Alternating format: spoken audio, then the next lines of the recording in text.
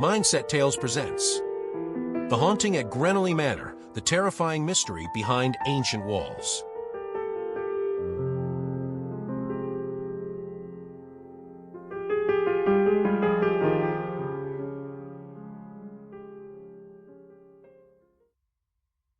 Grennelly Manor stood at the end of a gravel drive, like a patient old thing waiting to be disturbed. Its stones were dark with age, its windows tall and narrow, reflecting the sky with a dull, unblinking stare. When Edward Hale first unlocked the front door, the air inside smelled of dust, cold wood, and something faintly metallic, like rain trapped in iron. He told himself that every old house made noises. Timber settled, pipes sighed, wind explored places people forgot. He repeated this to himself on the first night, lying in the master bedroom beneath a ceiling stained with the shadows of centuries. That was when he heard the scratching. It came from the wall to his left, slow, deliberate, rhythmic. Fingernails dragged across plaster. Not a scurrying sound, not frantic. Patient, intentional. Edward sat up, heart hammering, his eyes fixed on the pale wallpaper. The sound stopped the moment he moved. Silence returned, thick and heavy. He waited for minutes, then hours, until exhaustion pulled him back into sleep. The second night, the scratching returned. This time it did not stop. Edward switched on the bedside lamp. The light revealed nothing at first, just the same unbroken wall.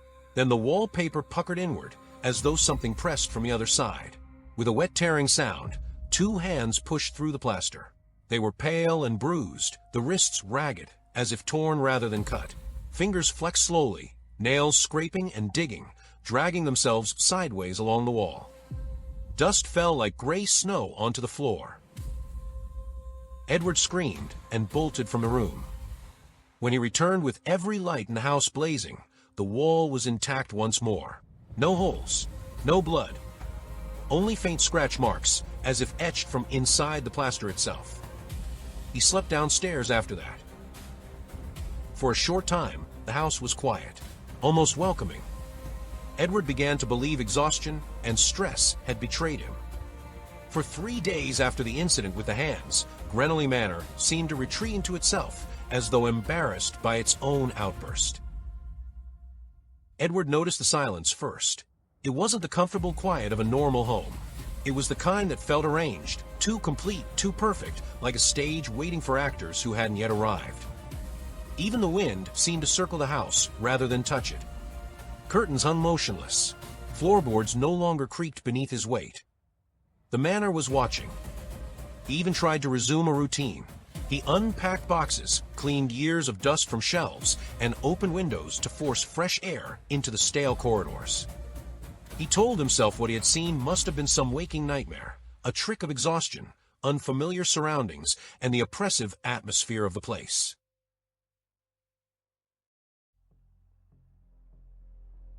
But small things began to trouble him.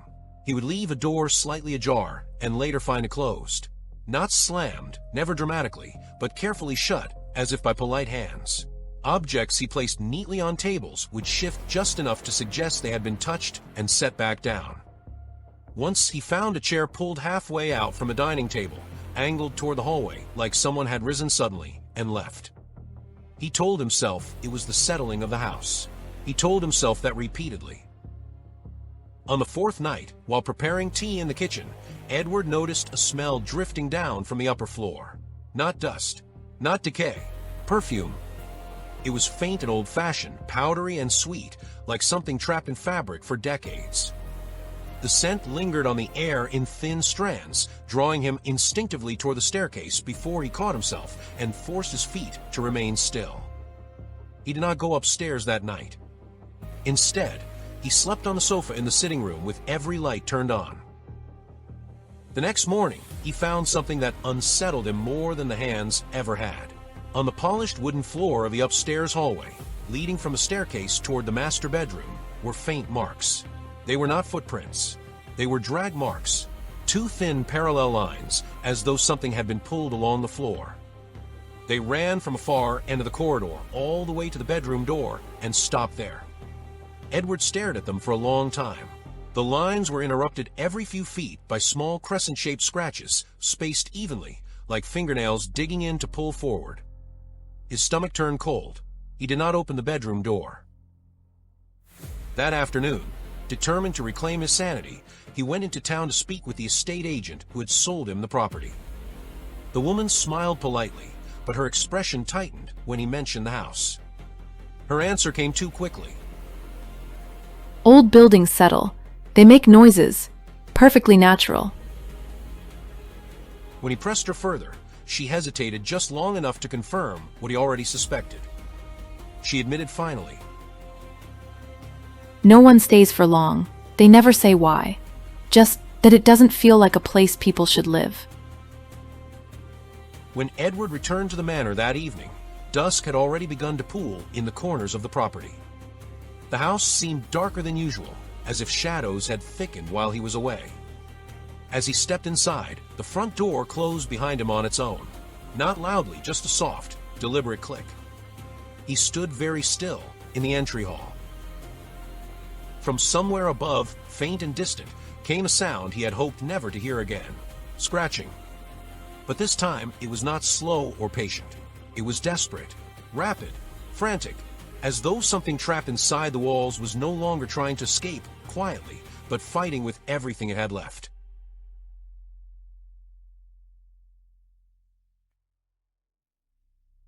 Then the voices began. At first, Edward thought he was dreaming. He had fallen asleep in an armchair in the sitting room, a lamp burning beside him, when a faint murmur pulled him awake. It was so soft he almost dismissed it as the wind pressing against the old windows. But as he held his breath, the sound clarified, human voices, distant yet unmistakable. They were coming from downstairs, from the old drawing room, the one he had converted into a study. At night, the manor seemed to rearrange the way sound traveled. The wooden floors acted like hollow channels, carrying noise upward with eerie clarity. Edward crept to the top of the staircase and stood there, gripping the banister. Words drifted upward through the floorboards, muffled but heated. A man's voice, low, sharp, and cutting, the tone of someone barely holding back rage. A woman's voice answered him, strained and trembling, breaking at the edges as if she were fighting tears. Edward could not make out the sentences. The words blurred together, distorted by time and distance.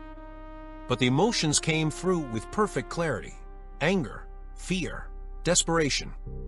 The argument intensified. The man's voice rose, echoing harshly in the unseen room below. Something heavy slammed against wood, a desk, perhaps, or a chair knocked over.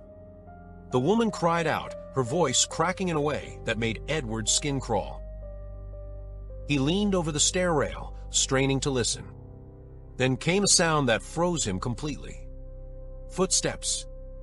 Not calm, not walking, not pacing, running. The study door burst open with a crack like gunshot. Edward heard it clearly, though he could not see it. A rush of movement followed, rapid footsteps pounding along the downstairs hallway. They were coming toward the stairs. Edward stumbled backward just as the sound reached the bottom step. The footsteps did not slow. They thundered upward, one after another, each impact vibrating through the wood beneath his feet. And then she appeared. She formed in the air halfway up the staircase, as though drawn together from cold mist. A ghostly figure of a woman took shape, translucent and flickering, her edges shimmering like heat above asphalt. She wore an elaborate gown from another era, layers of silk and lace cascading around her, the fabric flowing unnaturally as though submerged in invisible water. The dress was torn at the hem. Dark stains marked the bodice. Her hair was pinned in an elegant style that had partially come undone, strands clinging to her face. Her face, it was twisted in terror. Her mouth hung open in a silent scream, lips trembling as though sound had been stolen from her. Her eyes were wide, fixed on a single point above, the master bedroom door. She rushed upward, passing directly through Edward. The cold that struck him in that instant was absolute. It felt as though the warmth had been ripped from his body, leaving only numbness and dread. His breath caught in his throat, and he could not move. She reached the bedroom. The door flew open violently, slamming against the wall with a crack that echoed through the house. She vanished inside. A split second later, the door slammed shut with bone-shaking force. The entire manor seemed to recoil. Silence fell. Not normal silence. This was suffocating, oppressive, like the air itself had thickened.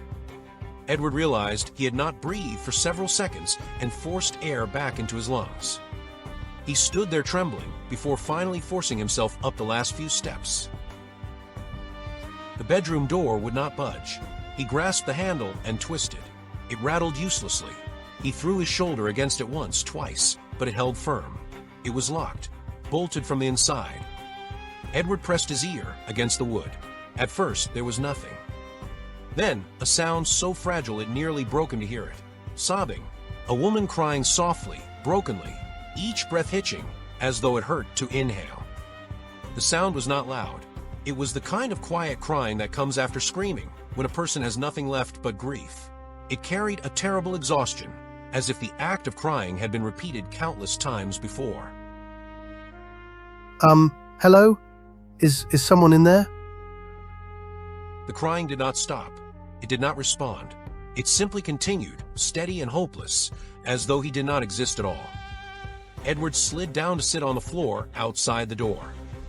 He did not know why he stayed. Fear rooted him there, but so did something else. A heavy, growing certainty that what he was hearing was not merely haunting. It was memory, the sound of something terrible happening again, and again, and again. He remained there all night, sitting with his back against the bedroom door, knees drawn up, hands clasped tightly together to stop their shaking. The wood beneath him felt unnaturally cold, as though the chills seeped from whatever lay on the other side. The sobbing never changed. It did not rise or fall. It did not pause for breath in the way living grief does. It continued at the same fragile rhythm, each quiet, broken inhale followed by a soft, collapsing exhale, as if the woman had been crying for so long that tears themselves had long since run dry. Now it was only the sound of a heart still breaking. At some point in the night, Edward noticed something that unsettled him even more than the crying itself. He could hear another sound beneath it, a faint dragging noise, slow, rhythmic, as though something inside the room shifted across the floor in tiny increments between each sob. He pressed his ear harder against the wood, straining to understand, but the moment he did, the dragging sound stopped, leaving only the endless, quiet weeping. Dawn arrived slowly, filtering through the high windows of the hallway in pale gray strips. As the light strengthened, the sobbing began to thin, fading the way mist dissolves under the sun. It did not stop all at once. It simply unraveled, until there was nothing left, only silence and the cold, unyielding door. When Edward finally tried the handle again, it turned easily. The door swung inward without resistance. The bedroom was empty, perfectly undisturbed. No sign of anyone having been inside. No disturbance in the dust along the floorboards. No marks near the door. Nothing. Only the faint, sour scent of something long trapped and long decayed. A week passed. Edward thought constantly about leaving. Each morning he told himself he would pack, that he would contact this state agent, that no property, no matter how beautiful or inexpensive, was worth what he was experiencing. Yet each evening, stubbornness took hold again. He told himself he needed answers, that there had to be an explanation, that he would not be driven out by something he could not even see. So he searched. The local library was small and smelled of old paper and polished wood. Edward spent hours there, combing through property records, newspapers, and faded municipal archives.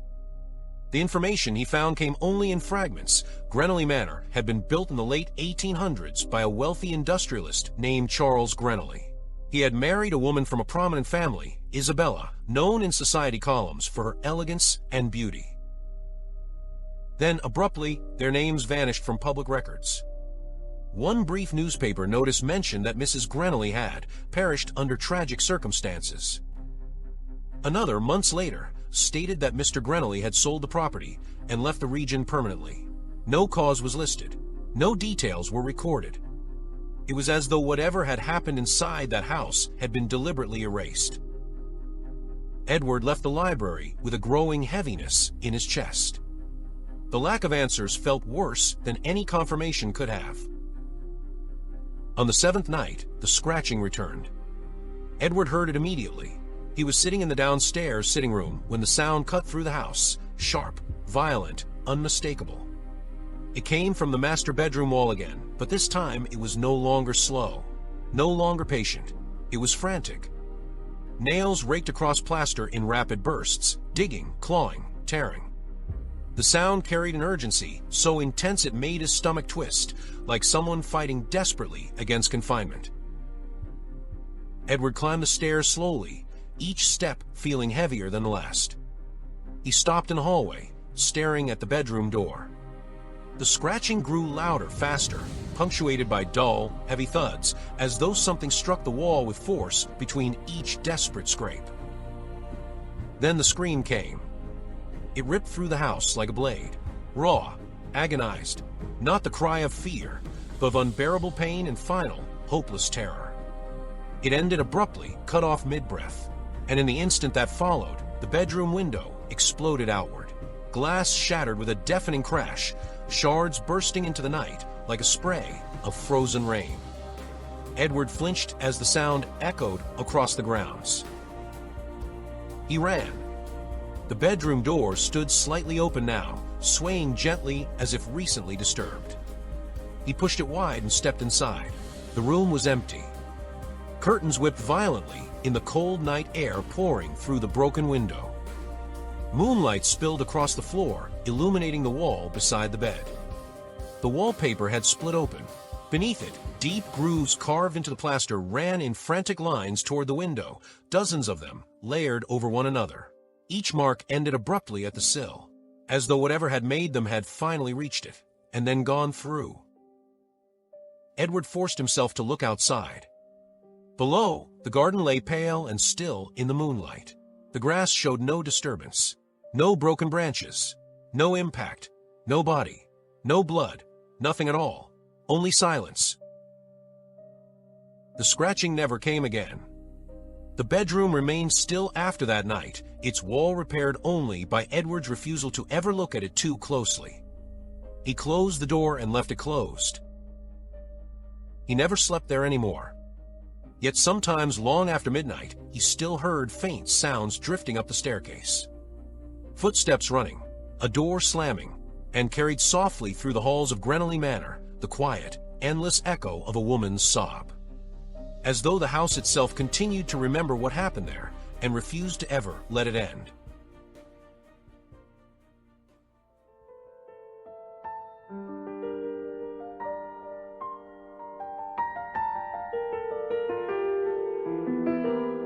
If you enjoyed this tale, please leave a like, a comment, and subscribe. It would mean the world to us.